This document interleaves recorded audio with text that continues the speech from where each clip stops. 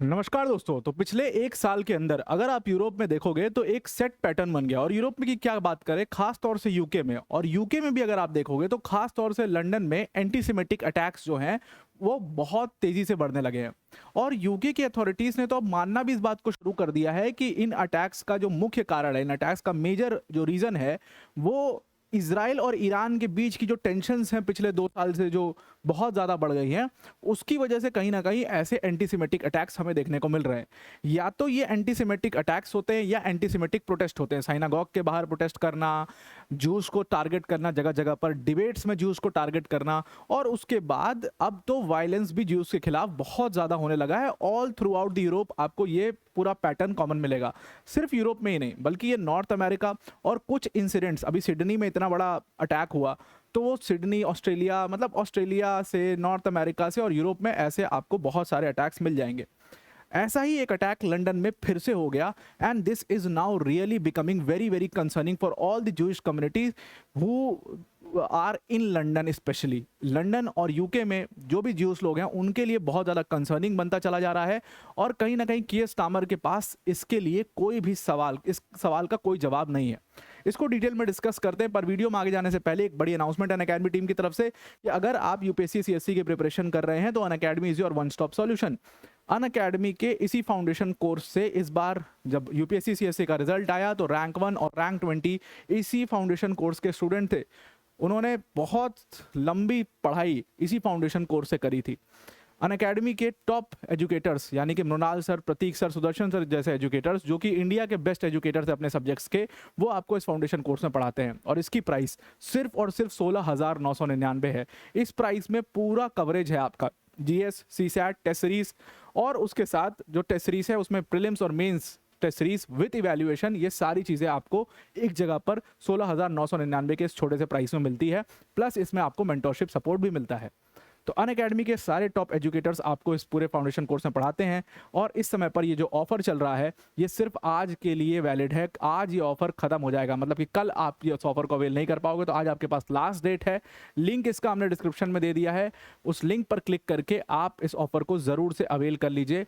आप इसमें मेरा कोड इस्तेमाल कर सकते हैं, APYT10 ये मेरा कोड है, इसको इस्तेमाल करके आप इसको ज़रूर से अवेल कर लीजिए। Now coming back to the topic, अब लंदन में एक बार फिर से हमने जूइश एंटीसेमेटिक अटैक्स देखा है, ज्यूज के ऊपर, ज्यूज कम्युनिटी के ऊपर अटैक देखा है।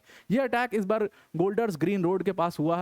गोल्डर्स ग्रीन रोड के पास जूइश लोगों को टारगेट किया गया। वहां पर एक पास में ही साइनागॉग भी है, वहां पर भी आपको एक अटैक मिला। तो वहां पर एक अटैकर भागता हुआ दिखा जिसके हाथ में नाइफ था। इसने जूइश लोग को स्टैब करने की कोशिश की। एक आदमी को इसने स्टैब किया गोल्डर्स ग्रीन रोड के पास जो शॉप्स हैं जस्ट उसके बाहर। उसके बाद वो भागता हुआ आगे गया और भी जूइश कम्युनिटी के लोगों को टारगेट करने के लिए। सिंपल सा उसका एजेंडा था कि जूस लोगों को ज़्यादा से ज़्यादा मारना है, एज सिंपल एज दैट। ये उसका पूरा टारगेट था।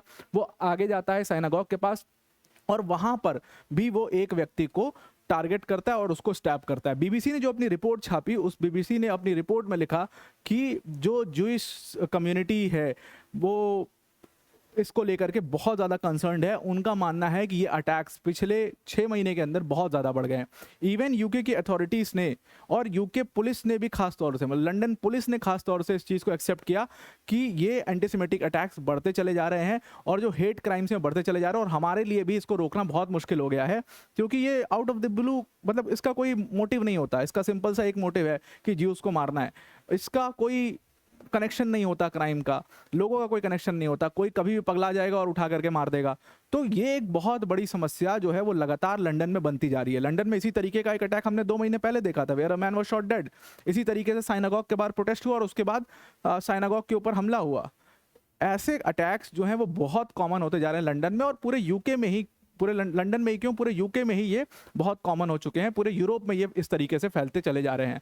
पुलिस जो है वो ऑब्वियसली 1 घंटे बाद जब पूरा अटैक हो जाता है, वहाँ पर जो लोग थे वो उसको उस व्यक्ति को पकड़ लेते हैं, उसको डिटेन कर लेते हैं। एक व्यक्ति था ये, उसको डिटेन कर लेते हैं। तब जा करके पुलिस वहाँ पर पहुँचती है और पुलिस उसको अरेस्ट कर लेती है और बाकी जो लोग को चोट लगी थी उनको हॉस्पिटल ले जाया जाता है। लेकिन ये सबसे इंपॉर्टेंट बात थी कि पुलिस ने जब अपना स्टेटमेंट दिया तो उस स्टेटमेंट में उन्होंने कहा कि जो स्ट्रीट क्राइम्स है, जो हेट क्राइम्स है, जो एंटीसेमेटिक क्राइम्स हैं, उसकी संख्या ज़्यादा बढ़ते चली जा रही है। और इसकी वजह से कहीं ना कहीं हमें एक बहुत ज़्यादा चैलेंजिंग सिचुएशन फेस करनी पड़ रही है क्योंकि पुलिस जनरली तभी क्राइम को रोक पाती है जब उनको मोटिव पता हो, उनको पता हो कि ये कनेक्शन है, इसको ये मार सकता है, ये उसको मार सकता है, तभी वो उसमें कुछ इन्वेस्टिगेशन करेगा। अब इस इन्वेस्टिगेशन में क्या करेंगे, वो आदमी जो है वो क्लियरली उसका कोई ऑर्गेनाइजेशन से कोई लेना देना नहीं, किसी से उसका कोई लेना देना नहीं, उसका एक सेल्फ मोटिव था, वो सेल्फ प्लांटेड आदमी था, वो उसने जा करके और वहाँ पर अपनी सनक में जूश लोगों को टारगेट कर दिया।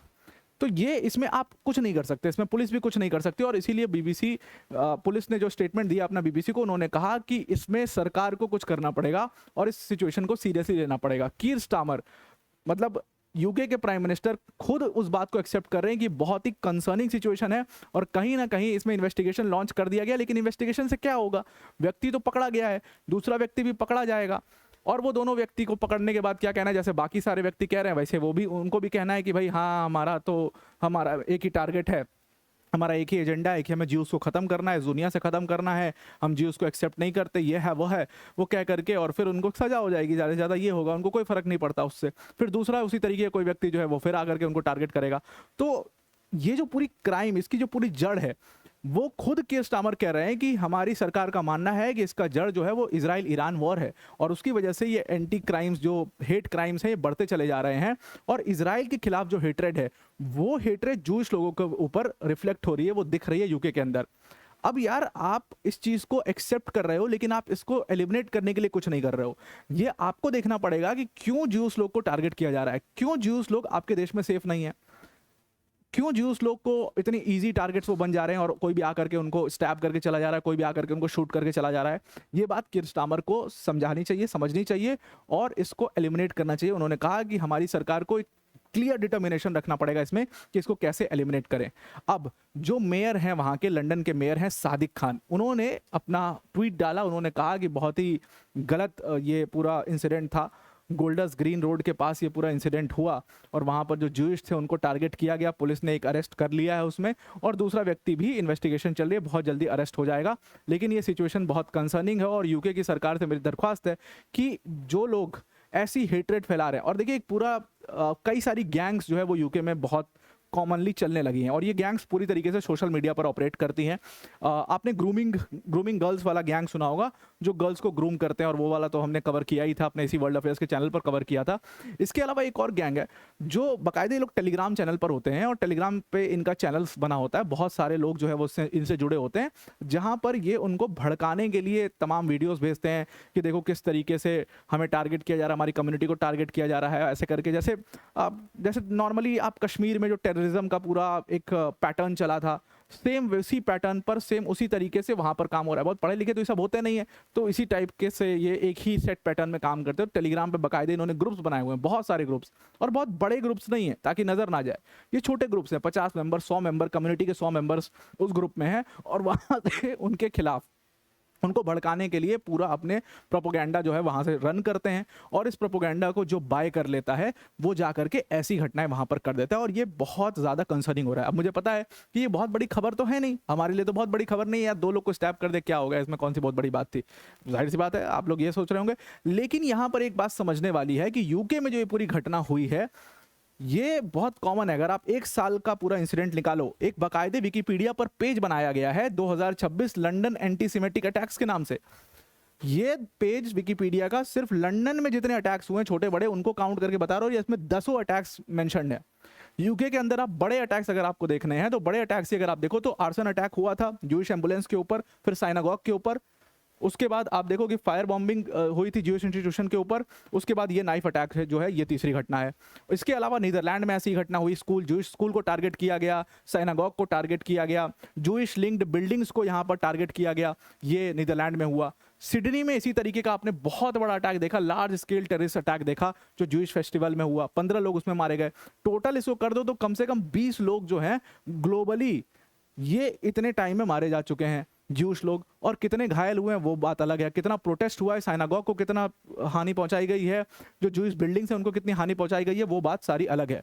तो एक चीज बहुत कॉमन मिल चुकी है कि यूरोप में, नॉर्थ अमेरिका में और ऑस्ट्रेलिया में, इन तीनों जगहों पर आपको बहुत ज्यादा इस तरीके के अटैक्स अब देखने को मिल रहे हैं और यहाँ पर एंटीसेमेटिज्म जो है वो बहुत तेजी से बढ़ता चला जा रहा है, जो कि एक बहुत ज्यादा कंसर्निंग सिचुएशन है। तो आई होप आपको ये पूरा आर्टिकल समझ में आ गया होगा। आज के लिए इतना ही, thank you and have a nice day.